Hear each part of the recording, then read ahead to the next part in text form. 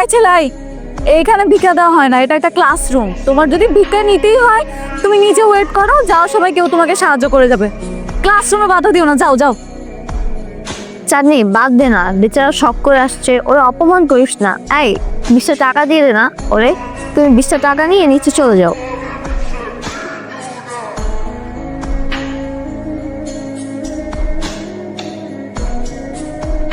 Wait, 20 টাকা দেওয়ার মানে কি? ওয়াই? ওকে দেখেই তো বোঝা যাচ্ছে যে ও একটা সুস্থ স্বাভাবিক মানুষ। এই ছেলাই, তুমি সুস্থ না? তাহলে কেন আমাদের কাছে সাহায্য চাচ্ছ? তুমি রিক্সা চালাও, গ্যারেজে কাজ করো, ভাতের হোটেলে কাজ করো, কিছু একটা করে খাও। সুস্থ স্বাভাবিক মানুষ, মানুষের কাছে কেন সাহায্য চাবে তুমি? আমি তো এই জায়গায় কোনো সাহায্য চাইতে আসিনি। সাহায্য চাইতে আসেনি? তাহলে কেন এসেছো? আমি এই জায়গায় এসে ইফতেখার স্যারের লগে দেখা করতে। তুই ইফতেখার স্যারের সাথে দেখা করতে আসছস না? এসব ধান্দা আমরা বুঝি। যা পাশাতে বে, যা বেরো।